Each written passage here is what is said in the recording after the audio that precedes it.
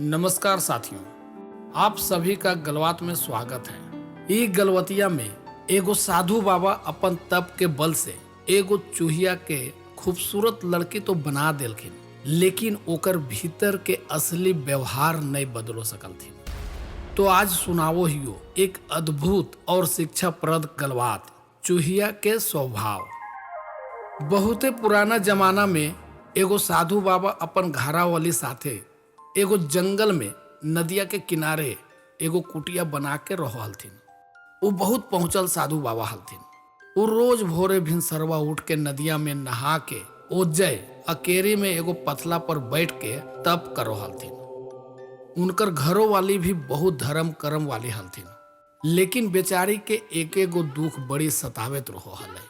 बेचारी के बाल बच्चा नहीं होबो हले। उ साधु बाबा से रोज सांझे बिहने बोलते रहो हलथिन कि ये जी हमर बाल बुतरू नहीं होते, हमनी की सब दिन बांझे बन के रहबै। साधु बाबा तो ओकर माना रखे खातिर बोलो हलथिन, अरे होते पगली, काहे नहीं होते, धीरज धरी ने, भगवान पर भरोसा रखी, सब ठीक हो जैते। साधु बाबा इतना कह के घरावली के समझा तो दे हलथिन, लेकिन मने मने वो जानो हलथिन कि एकर कोखिया में बच्चा लिखल नहीं है। एक दिन साधु बाबा नदिया में नहा के चूरवा से सूरज भगवान के पनिया चढ़ावो लगलथिन।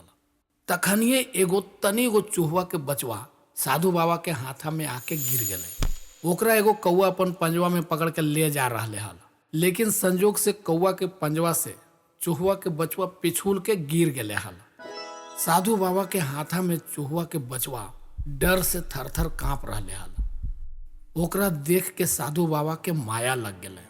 तखनिए साधु बाबा ओजे आसनी मार के बैठ गए और मंतरवा पढ़ो लगलथिन। ओम हीं क्लीं चामुंडाय, चूहवा से बुतरू बन जा।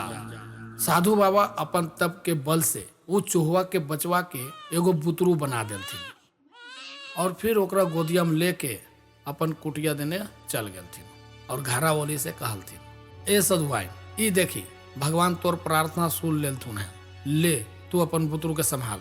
सधुआइनिया बुतरुआ के देख के बोललथिन, अहो बप्पा, ये तो हमरे बेटिया नियन लगो हो, एकरा हम करेजवा से लगा के रखबो।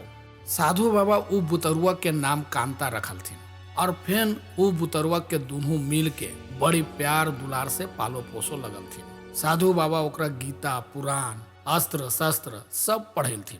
ऐसे धीरे धीरे समय बीतो लगले और देखते देखते 18 साल हो गए। एक दिन साधु बाबा के घरा ओली कहलथिन, ए जी सुनो हो, कांता के देखल हो है, कितना जवान हो गए हमर बेटिया, एकरा शादी ब्याह नहीं करे हो। साधु बाबा कांता के देखल के और सोचो लगले, सच्चे तो कांता जवान और बड़ी खूबसूरत भी हो गए। ये कोई मामूली बेटी नहीं है, ये एगो चमत्कारी बेटी है। ये गुणवान है, शक्तिशाली है और खूबसूरत भी है। एकरा खातिर तो धरती के सबसे ज्यादा शक्तिशाली वर खोजो होते हैं। और फिर तखनिए साधु बाबा आसनी मार के बैठ गेलथिन और मंतरवा पढ़ो लगलथिन। ओम तिड़िंग बिड़िंग तितर बितर कमिंग सुन सूरज बाबाय नमः।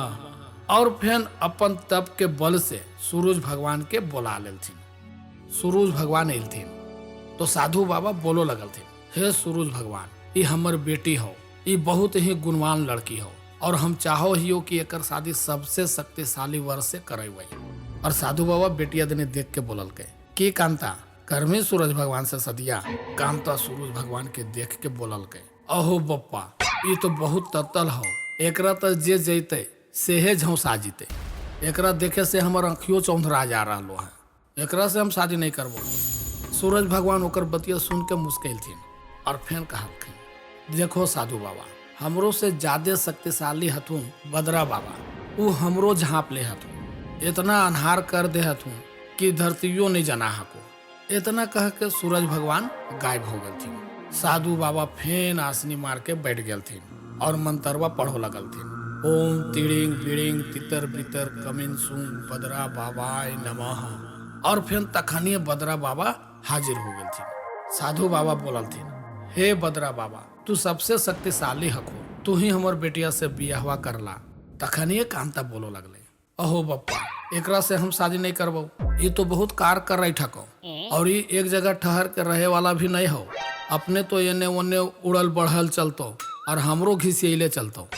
बदरा बाबा कांता के बतिया सुन के मुस्कुरालथिन और फिर साधु बाबा के कहलथिन, हे साधु बाबा, हमरो से ज्यादा शक्तिशाली पहाड़ा बाबा हथुन।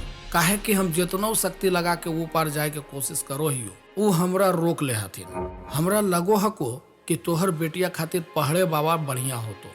और फिर इतना कह के बदरा बाबा धीरे धीरे गायब हो गलथिन। साधु बाबा फिर आसनी मार के बैठ गलथिन और मंत्रवा पढ़ो लगलथिन, ओम तिड़िंग बिड़िंग तितर बितर कमिंग सुन पहाड़ा बाबाय नमः। और फिर तखनिए पहाड़ा बाबा हाजिर हो गलथिन। साधु बाबा बोललथिन, हे पहाड़ा बाबा, तू सबसे शक्तिशाली हो, तू ही हमर बेटिया से बियाह करला।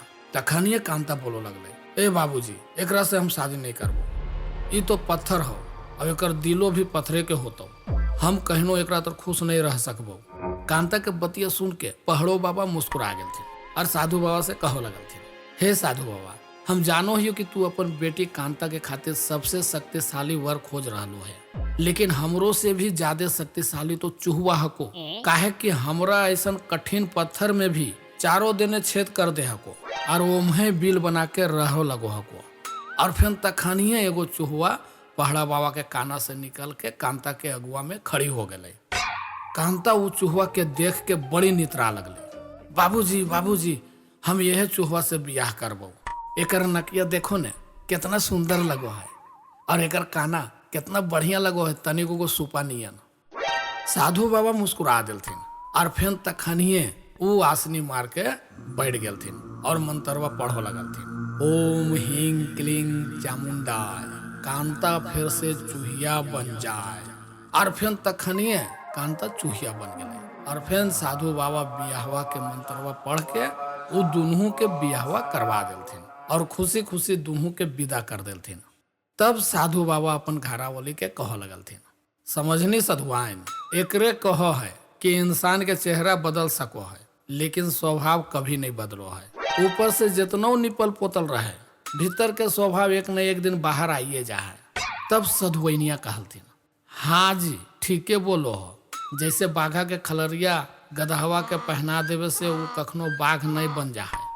सधुआइनिया के बतिया सुन के सधुआ मुस्कुरालथिन और फिर कहलथिन, वाह सधुआइन वाह, बाकी रही बात तो तय है कि बुद्धिमान के साथ रहे से बुद्धियों बढ़ो है।